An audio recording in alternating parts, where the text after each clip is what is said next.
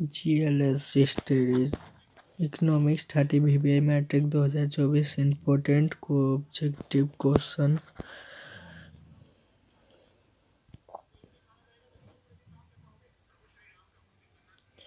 किसने कहा बिहार में विकास के बिना भारत का विकास संभव नहीं है?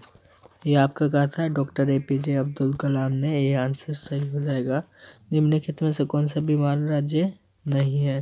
बीमारू राज्य BI से पता लगेगा, जैसे कि BI से बिहार होता है, बिहार।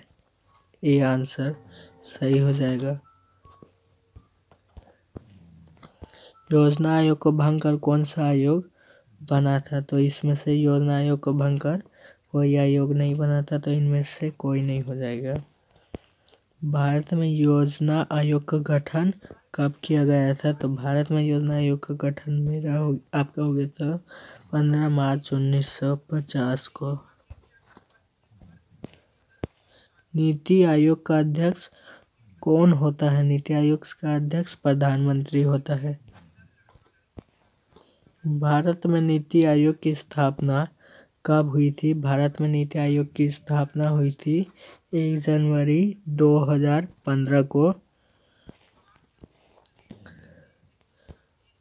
भारत में विकास की नीति कौन सी संस्था बनाती है? तो भारत में विकास की नीति आपका इसी नीति आयोग बनाती है।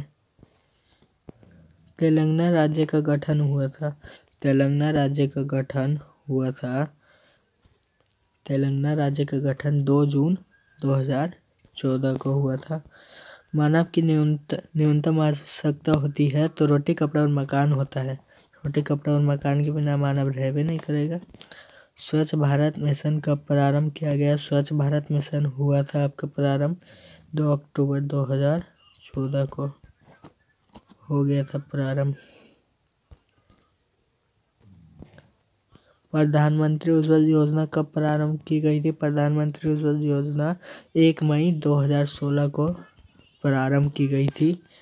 भारत में राज्यों का पुनर्गठन हुआ था। भारत में राज्य का पुनर्गठन हुआ था 1956 में।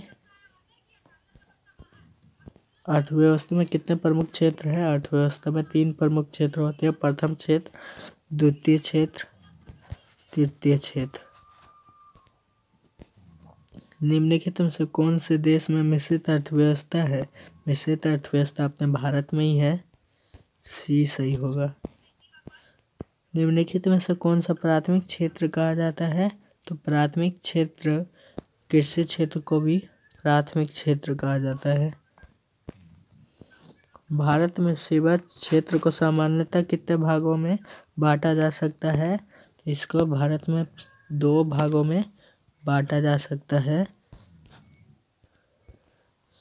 बिहार में पंचायत स्तर पर महिलाओं को आरक्षण कब दिया गया है? भारत में पंचायत स्तर पर महिलाओं को आरक्षण कब दिया गया है? ये आपका 2006 में दिया गया है। भारत में राष्ट्रीय आय में किस क्षेत्र का सर्वाधिक योगदान है? ये तृतीय क्षेत्र का सर्वाधिक योगदान है। अर्थव्यवस्था आजीविका अर्जन की एक प्रणाली, यह कथन सही है। यह कथन आपका ब्राउन करेंसी दिया था। आर्थिक क्रियाओं का उद्देश्य होता है, तो आर्थिक क्रियाओं का उद्देश्य आपका जीवनोपार्जन होता है। भारत की आर्थिक अर्थव्यवस्था है।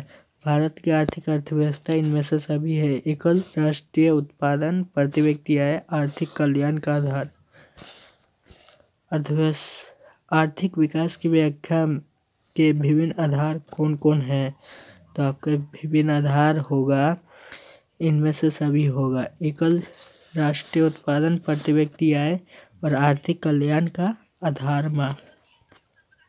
इसका डी आंसर सही होगा। भारत में आर्थिक विकास का मुख्य श्रेय दिया जाता है, तो ये आपका मुख्य श्रेय इसको नियोजन को दिया जाता है। नियोजन